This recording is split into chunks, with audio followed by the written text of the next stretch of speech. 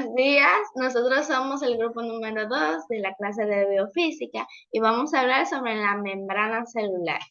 Nuestro grupo está conformado por los siguientes participantes: Josué Suárez, Claribel Rodríguez, Jessica Martínez, Leslie Giselle Corsino y su servidora Emily Chantel Césped. Vamos a empezar con Josué Suárez, que nos estará dando una pequeña introducción de lo que es la membrana celular.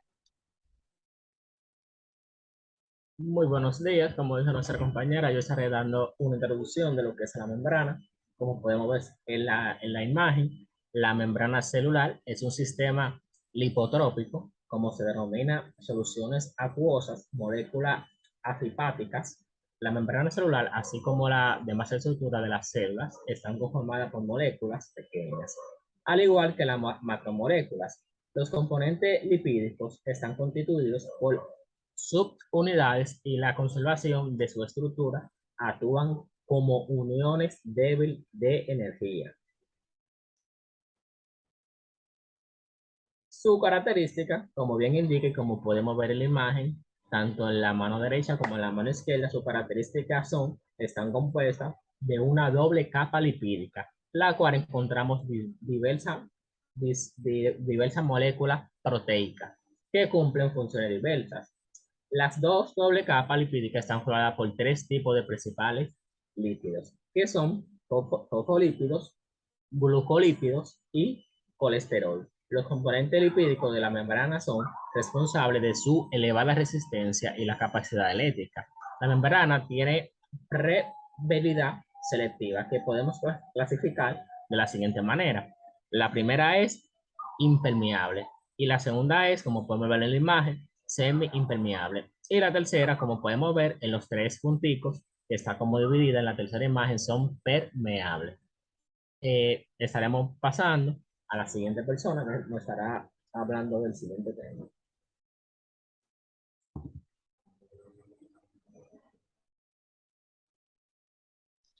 Nuestra querida Claribel, que nos va a estar hablando sobre la estructura de lo que es la membrana celular. Esperamos por ti. Estaré hablando de la estructura de la membrana. Su estructura básica consiste en una bicapa lipídica, una película fina de doble capa de lípidos, cada uno de las cuales contienen una sola molécula de grosor y rodea de forma continua toda la superficie celular. En esta película lipídica se encuentran intercaladas grandes moléculas proteicas globulares. La bicapa lipídica está formada por moléculas de fosfolípido fosfolipídico, perdón.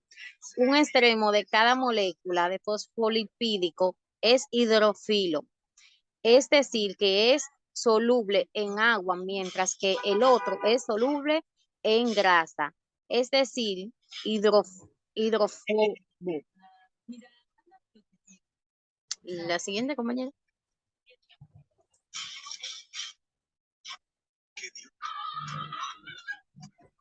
¿Sigue? Composición y porcentaje. Las membranas celulares están formadas casi totalmente por proteínas, lípidos, con una composición aproximada de un 55% de proteína, 25% de fosfolípido, lípido, un 13% de colesterol, un 4% de otros lípidos y un 3% de hidratos de carbono. Gracias. La siguiente compañera. Muy bien, Jessica Martínez. En esta ocasión les voy a estar hablando sobre la clasificación y la función de las proteínas en la membrana. Ya mencionado, la membrana es todo lo que recubre un organismo, es todo lo que le da el soporte para mantenerse firme y estable. Mediante esto, siempre debe de haber una clasificación y una función, porque cada célula, cada membrana tiene un organismo que defender y que proteger. Son estos los que van a dividir lo que entra y lo que sale mediante sus proteínas. La clasificación de estas pueden ser en proteínas integrales o proteínas periféricas. Las proteínas integrales son las que penetran en la membrana cuando se concentran las proteínas en los poros y en los transportes. Ya puede ser un transporte activo o puede ser un transporte pasivo, pero en este caso un transporte activo sirve como una enzima facilitadora de algunas reacciones y también sirven como receptores. Luego entraría lo que son las proteínas periféricas, que estas son las proteínas que se unen a una sola superficie de la membrana celular, que no penetran en todo su esplendor. Estas pueden ser eh, en transportes no pasivos, que son los que van a clasificar qué entra y qué no entra. Estas se encuentran unidas por unas proteínas integrales o más fácilmente llamados fosfolípidos. Yo le voy a estar hablando de lo que es la composición del líquido intracelular y la composición del líquido extracelular. El líquido intracelular, como su nombre lo indica, es el líquido que se encuentra en el interior de la célula.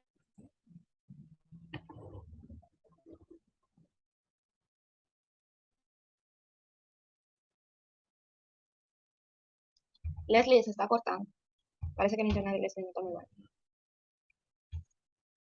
Bueno, en dado caso, vamos a seguir y cuando ella retorne, seguimos con su tema. Esos temas son de ella. Ahora vamos a hablar sobre los transportes, o sea, la clasificación de los transportes de la membrana. Como podemos ver en la imagen, el transporte de la membrana puede ser de dos tipos, el transporte pasivo y el transporte activo. El transporte a través de la membrana inicialmente se divide en transporte activo y pasivo, y a su vez este transporte se subdivide de la siguiente manera. El pasivo o difusión se divide en simple y facilitado, y el activo y transporte se divide en primarios y secundarios.